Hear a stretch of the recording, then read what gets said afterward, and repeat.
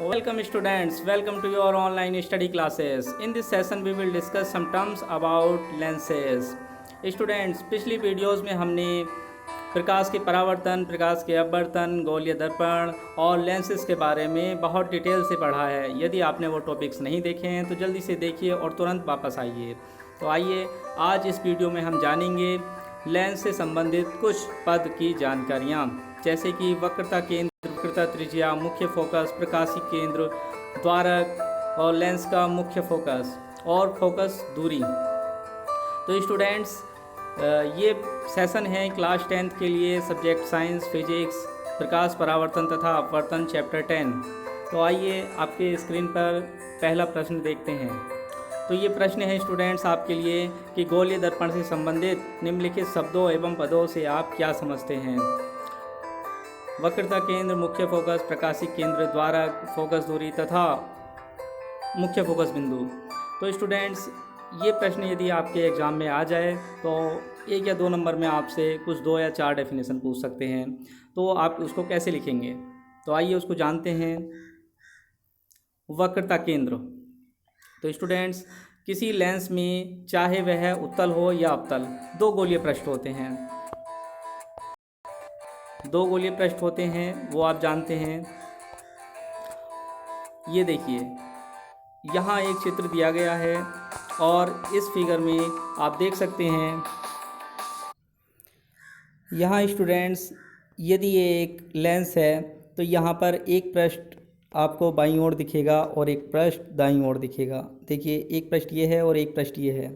तो कोई भी लेंस 2 पृष्ठों से मिलकर के बना होता है इस प्रकार से। और अगर अवतल लेंस है तो वो इस प्रकार से 2 पृष्ठ होंगे, एक ये और एक ये। आइए आगे बढ़ते हैं।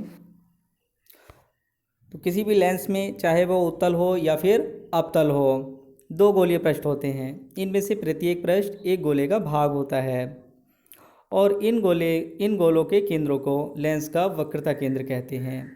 अब चूंकि 2 पृष्ठ हैं तो 2 ही गोलों से मिलकर बने होंगे, और चूंकि 2 गोलों से मिलकर बने होंगे तो स्टूडेंट्स उसके 2 वक्रता केंद्र होंगे। तो वक्रता केंद्र प्रायः अक्ष सी से दर्शाया जाता है, अक्षर सी से दर्शाया जाता है। यहाँ प्रिंटिंग मिस्टेक है, आप यहाँ पर अक्षर लिख लेंगे। तो स्टूडेंट्स, अब चूंकि 2 वक्रता केंद्र हैं और सी से दर्शाएंगे तो हम दोनों को C1 और C2 से दर्शा सकते हैं। तो आइए आगे बढ़ते हैं और इस चित्र को ऑब्जर्व करते हैं। तो स्टूडेंट्स, यहाँ ऑब्जर्व करने वाली बात यह है कि ये हमारे पास कौन सा लेंस है, बताइए। ये हमारे पास उत्तल लेंस है और उत्तल लेंस में ये 2 पृष्ठों से मिलकर बना हुआ है। एक ये पृष्ठ है जो कि इस गोले का कटा हुआ भाग है, और दूसरा पृष्ठ ये है जो कि इस गोले का कटा हुआ भाग है। अब चूंकि स्टूडेंट्स ये 2 गोले हैं, इन दोनों गोले के केंद्र भी होंगे। तो मान लीजिए पहला गोला है, उसका केंद्र एक का केंद्र C2 है और एक का केंद्र C1 है। ये दोनों ही केंद्र वक्रता केंद्र कहलाते हैं। तो किसी भी लेंस के 2 वक्रता केंद्र C1 और C2 होते हैं। इस प्रकार से हमें चित्र भी बनाते ना जाना है ताकि हम अपने आंसर को सपोर्ट कर सकें, अच्छी प्रकार से समझा सकें। अब आइए आगे बढ़ते हैं और समझते हैं अवतल दर्पण में वक्रता केंद्र किस प्रकार से होता है। तो स्टूडेंट्स, वक्रता केंद्र भी अवतल दर्पण भी 2 पृष्ठों से मिलकर बना है। देखिए, एक पृष्ठ ये है तो ये इस गोले का कटा हुआ भाग है, दूसरा पृष्ठ ये है जो कि इस गोले का कटा हुआ भाग है। अब पहले वाले गोले की बात करें तो उसका केंद्र C1 है और दूसरे गोले की बात करें तो उसका केंद्र C2 है। C1 और C2 ये दोनों ही वक्रता केंद्र कहलाएंगे। तो इस प्रकार से अवतल दर्पण के भी 2 ही वक्रता केंद्र C1 और C2 होते हैं। आइए आगे बढ़ते हैं। मुख्य अक्ष। किसी लेंस के दोनों वक्रता केंद्रों से गुजरने वाली एक काल्पनिक सीधी रेखा लेंस की मुख्य अक्ष कहलाती है। वक्रता केंद्र हमने देखे, उन दोनों से गुजरने वाली जो एक रेखा है, देखिए 2 बिंदुओं से केवल और केवल एक ही रेखा होकर के गुजर सकती है, तो वो रेखा मुख्य अक्ष कहलाएगी। और यहाँ पर एक शब्द का यूज़ किया गया है, काल्पनिक। तो वास्तव में कोई भी यदि आप लेंस लें तो उसमें आपको ये मुख्य अक्ष की रेखा दिखाई नहीं देगी। ये काल्पनिक रेखा है, ये हमें खुद ही लेकर के चलनी होती है। जब हम चित्र बनाते हैं तो ये रेखा बहुत ही इम्पोर्टेंट रोल प्ले करती है, बहुत महत्वपूर्ण होती है। तो आइए आगे बढ़ते हैं। तो इस चित्र में देखते हैं स्टूडेंट्स, तो यहाँ पर वक्रता केंद्र C1 और C2 को मिलाने वाली जो ये रेखा है ये मुख्य अक्ष है। देखिए यहाँ लिखा भी है, यहाँ C1 और C2 को मिलाने वाली जो ये रेखा है ये भी मुख्य अक्ष है। तो इस प्रकार से देखिए मुख्य अक्ष कहाँ कहाँ से होकर के गुजरती है, वक्रता केंद्रों से होकर गुजरेगी। और यहाँ पर जो P1 और P2 लिखे हैं ये दोनों पृष्ठों के ध्रुव, आप समझ लीजिए कि ये दोनों पृष्ठों के ध्रुव हैं। तो ये दोनों पृष्ठों के ध्रुवों से होकर भी गुजरती है। और यहाँ पर एक मूल बिंदु O है, वहाँ से भी होकर गुजर रही है। वास्तव में ये प्रकाशिक केंद्र है, लेंस का एक प्रकाशिक केंद्र होता है, जिसे हम अगली ही डेफिनेशन में समझेंगे। फिलहाल तो हमने ये समझा है कि मुख्य अक्ष क्या होती है। तो ये जो रेखा होती है ये मुख्य अक्ष होती है, जो कि हमारी वक्रता केंद्रों C1 और C2 से होकर के गुजरती है। तो स्टूडेंट्स आगे बढ़ते हैं और इस चित्र को देखते हैं। इस चित्र में आप देख सकते हैं कि ये एक लेंस है। ये कौन सा लेंस है आप बता सकते हैं? जी हाँ, ये उत्तल लेंस है। और इस उत्तल लेंस में ये वक्रता केंद्र C1 और वक्रता केंद्र C2 और वहाँ से होकर गुजरने वाली रेखा मुख्य अक्ष। बाकी की चीज़ें हम आगे डिस्कस करते जाएंगे। देखिए प्रकाशिक केंद्र यहाँ बीच में O है, फोकस दूरियाँ भी यहाँ दर्शाई गई हैं F1 और F2, जिनकी डेफिनेशन अभी हम डिस्कस करते जाएंगे धीरे धीरे। तो इसी प्रकार से स्टूडेंट्स यहाँ पर अवतल लेंस दर्शाया गया है। अवतल लेंस में मुख्य अक्ष दर्शाई गई है। ये अवतल लेंस की मुख्य अक्ष है, जो कि वक्रता केंद्र C1 और C2 से होकर के गुजरती है। यहाँ पर फोकस दूरियाँ भी दर्शाई गई हैं। तो चूँकि दो वक्रता केंद्र होते हैं तो फोकस दूरियाँ भी दो ही होती हैं। उनकी डेफिनेशन समझते हैं। आइए इन चीज़ों की डेफिनेशन क्या क्या है। तो आप समझते हैं प्रकाशीय केंद्र क्या होता है। तो स्टूडेंट्स, लेंस का केंद्रीय बिंदु उसका प्रकाशिक केंद्र कहलाता है। तो प्रकाशिक केंद्र से गुजरने वाली प्रकाश किरण बिना किसी विचलन के सीधे निकल जाती है। तो आप देखेंगे जो भी प्रकाश किरण यहाँ प्रकाशिक केंद्र से होकर के गुजरेगी वो अपने मार्ग में बिना विचलन के सीधे गुजर जाएगी। प्रकाश का अपवर्तन होगा और विरल माध्यम से सघन माध्यम में जाने पर अभिलंब की ओर भी झुकेगी और फिर पुनः सघन माध्यम से विरल माध्यम में जाने पर अभिलंब से दूर भी हटेगी। और हम पाएंगे कि जो आपतित किरण है और जो निर्गत किरण है वो आपस में एक दूसरे के समांतर हैं। तो स्टूडेंट्स, इट मीन्स ये जो प्रकाश किरण है ये बिना ही विचलन के सीधे गुजर जाएगी। ऐसा होता क्यों है? ऐसा इसलिए होता है क्योंकि ये जो लेंस है इसका ये जो पृष्ठ है तो इसके लंबवत रेखा यहाँ पर ये जो प्रकाश किरण है, देखिए स्टूडेंट्स, इसमें इस पृष्ठ पर एक किरण आपतित होती है। तो प्रकाश की किरण विरल माध्यम से सघन माध्यम में जाने पर अभिलंब की ओर झुक जाती है। तो इस प्रकार से जब वो दूसरे पृष्ठ पर जाती है तो पुनः वो दूर हट जाती है। तो इस प्रकार से हम देखते हैं जो आपतित किरण है वो निर्गत किरण के समांतर होती है। इसी प्रकार से उत्तल दर्पण में भी होता है, आपतित किरण निर्गत किरण के समांतर होती है। इट मीन्स कहने का अर्थ ये है कि ऑप्टिकल सेंटर यानी कि प्रकाशिक केंद्र से होकर जाने वाली प्रकाश की किरण बिना किसी विचलन के सीधे निकल जाती है। आपतित किरण और निर्गत किरण आपस में समांतर होती हैं। इस प्रकार से स्टूडेंट्स हम समझ पाए हैं ऑप्टिकल सेंटर या फिर प्रकाशीय केंद्र क्या होता है। तो आइए आगे बढ़ते हैं और समझते हैं दर्पण का द्वारक लेंस का द्वारक। तो स्टूडेंट्स, गोलीय लेंस की वृत्ताकार रूपरेखा का प्रभावी व्यास उसका द्वारक कहलाता है।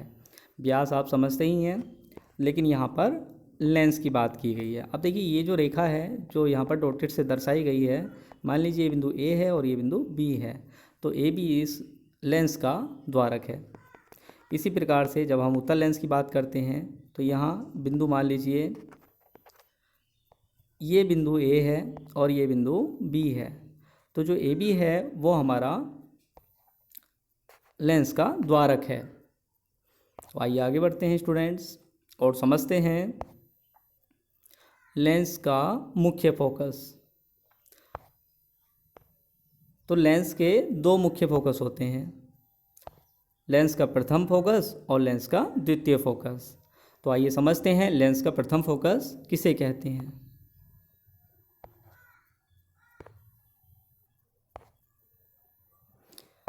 लेंस का प्रथम फोकस, तो स्टूडेंट्स लेंस की मुख्य अक्ष, यहाँ टाइपिंग एरर है, मुख्य लिखा है, आप मुख्य लिखिए, आगे डंडा नहीं लगाइए। तो मुख्य अक्ष पर स्थित ऐसा बिंदु जिससे होकर जाने वाली अथवा जाती हुई प्रतीत होने वाली प्रकाश किरणें अपवर्तन के पश्चात मुख्य अक्ष के समांतर हो जाती हैं, लेंस का मुख्य फोकस कहलाता है। अपवर्तन के पश्चात प्रकाश की किरणें मुख्य अक्ष के समांतर हो जाती हैं। तो यहाँ पर स्टूडेंट्स आपको दो स्थितियाँ दर्शाई गई हैं।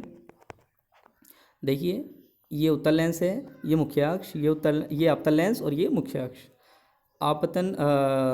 अपवर्तन के पश्चात ये देखिए प्रकाश किरणें यहाँ समांतर हो रही हैं। तो अगर ये प्रकाश किरणें समांतर हैं तो ये प्रकाश किरणें किस बिंदु से होकर के चली हैं, किस बिंदु से शुरू हुई हैं, इस बिंदु से स्टार्ट हुई हैं। तो ये जो बिंदु है जिससे प्रारंभ हुई है ये हमारा प्रथम फोकस बिंदु।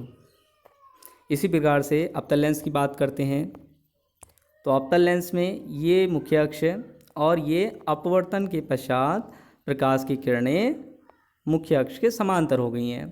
तो ये किस बिंदु से होकर के चली हैं? तो स्टूडेंट्स ये तो किसी एक बिंदु से होकर के नहीं आई हैं। यहाँ आगे डॉटेड करके मिलाने से हमें ये पता लगता है कि ये प्रकाश किरणें किसी एक बिंदु से होकर जाती हुई प्रतीत हो रही हैं।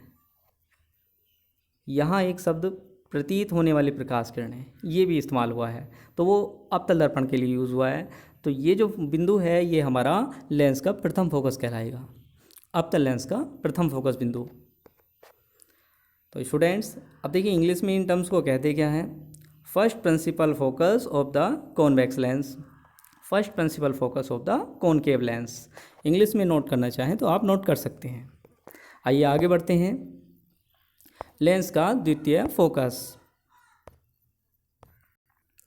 जब किसी लेंस पर समांतर प्रकाश किरणें आपतित होती हैं तो उत्तल लेंस में समांतर प्रकाश की किरणें अपवर्तन के पश्चात मुख्य अक्ष के एक बिंदु पर अभिसारित होती हैं, यानी कि एक बिंदु पर मिल जाती हैं। जबकि अवतल लेंस में समांतर प्रकाश किरणें अपवर्तन के पश्चात मुख्य अक्ष के एक बिंदु पर अपसरित होती प्रतीत होती हैं, यानी कि अपसरित होता है दूर फैलना, और दूर फैलना एक बिंदु से होकर के, तो एक बिंदु से होती हुई प्रतीत होती हैं। तो आइए इसको और विस्तार से समझते हैं इन डायग्राम की सहायता से। तो यहाँ पर देखिए मुख्य अक्ष के समांतर आने वाली प्रकाश की किरणें अपवर्तन के पश्चात लेंस में अपवर्तन के पश्चात एक बिंदु पर मिलती हैं। देखिए ये वो बिंदु है जहाँ पर ये सभी प्रकाश किरणें मिलती हैं। तो ये हमारा फोकस बिंदु F, और कौन सा? द्वितीय फोकस, लेंस का द्वितीय फोकस, ये हमारा उत्तल लेंस। अब बात करते हैं अवतल लेंस की। तो अवतल लेंस के केस में प्रकाश की किरणें दूर फैल जाती हैं। ये प्रकाश किरणें ऐसी प्रतीत होती हैं किसी एक बिंदु से प्रारंभ हो रही हैं, प्रारंभ होती प्रतीत होती हैं। तो ये जो बिंदु है जहाँ से ये प्रारंभ होती प्रतीत हो रही हैं, ये हमारा फोकस बिंदु, अवतल लेंस का द्वितीय फोकस बिंदु। स्टूडेंट्स आई होप आप ये समझ चुके हैं। तो आइए अगले टॉपिक की ओर बढ़ते हैं, फोकस दूरी। तो प्रकाशीय केंद्र O तथा फोकस बिंदु F के बीच की दूरी फोकस दूरी कहलाती है। उत्तल लेंस की फोकस दूरी धनात्मक, अवतल लेंस की फोकस दूरी ऋणात्मक होती है। इस पॉइंट का यूज़ हम न्यूमेरिकल्स में करेंगे। ये बहुत ही महत्वपूर्ण है। आइए इसको समझते हैं। यहाँ पर उत्तल लेंस दर्शाया गया है। देखिए स्टूडेंट्स, ये उत्तल लेंस है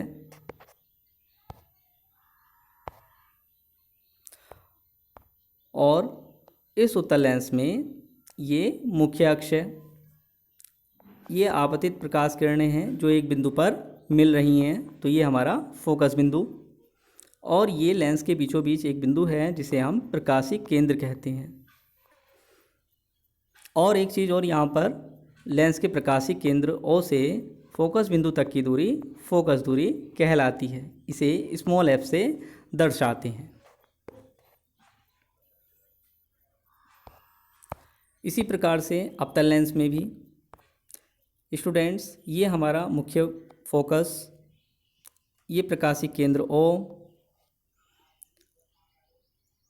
फोकस बिंदु, और ये प्रकाशीय केंद्र से फोकस बिंदु तक की दूरी फोकस दूरी। तो आइए आगे बढ़ते हैं और इसकी समरी एक बार देख लेते हैं स्टूडेंट्स। तो समरी के तौर पे स्टूडेंट्स यही है, समझा वक्रता केंद्र क्या होता है, मुख्य फोकस क्या होता है, प्रकाशीय केंद्र क्या होता है, द्वारक क्या होता है, फोकस बिंदु क्या होता है और फोकस दूरी क्या होती है। आई होप कि आपको ये वीडियो समझ आई होगी और आपको ये टॉपिक्स क्लियर हो गए होंगे। फिर भी कोई डाउट है, कोई क्वेरी है, कोई क्वेश्चन है तो आप पूछ सकते हैं। ये चीज़ और देख लेते हैं कि लेंस के केस में दो वक्रता केंद्र, जबकि दर्पण के केस में ऐसा नहीं होता, केवल एक ही वक्रता केंद्र होता है। तो यहाँ फोकस दूरियाँ भी दो होती हैं, दोनों ही लेंसों में ऐसा होता है, लेकिन प्रकाशीय केंद्र एक ही होता है दोनों लेंसों में। और स्टूडेंट्स, इस चीज़ को भी नोट करें कि प्रकाशीय केंद्र ओ से वक्रता केंद्र की दूरी वक्रता त्रिज्या कहलाती है। इसी प्रकार से यहाँ पर ये आर अवतल दर्पण की वक्रता त्रिज्या कहलाएगी। इसी प्रकार से स्टूडेंट्स, प्रकाशीय केंद्र ओ से फोकस बिंदु तक की दूरी फोकस दूरी एफ कहलाती है। अवतल दर्पण में भी इसी प्रकार से फोकस दूरी होती है। तो स्टूडेंट्स, ये टॉपिक हम यहीं तक रखते हैं और नेक्स्ट वीडियोस में हम उत्तल एवं अवतल लेंसों से रिलेटेड अगले टॉपिक्स को डिस्कस करेंगे, जैसे कि उनसे बनने वाले प्रतिबिंबों की अलग अलग स्थितियां एवं प्रतिबिंब की स्थिति और प्रकृति। नेक्स्ट वीडियोस के लिए जुड़े रहिए व्हाट्सएप से और यूट्यूब से। इसी आशा के साथ कि आप घर पर हैं, सुरक्षित हैं, पढ़ रहे हैं, वीडियो को यहीं रखते हैं। जय हिंद, जय भारत।